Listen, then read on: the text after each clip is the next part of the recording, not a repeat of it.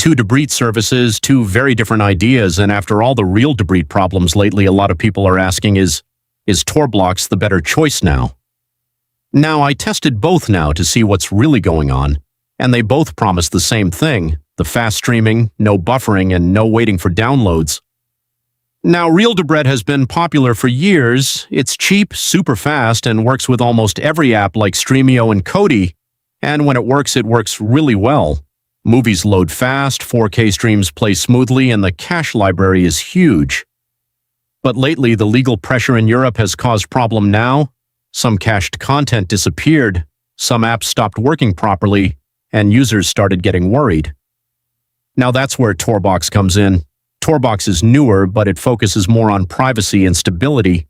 It supports crypto payments, and it keeps less user data, and many people say it feels safer long-term. Now, speed-wise, Real Debrid is still usually faster, but honestly, Torbox was much better than I expected. The 4K streaming still worked great most of the time, and the downside is that Toolbox is newer, so fewer apps supports it perfectly, and the community is still smaller now. So here's the simple answer.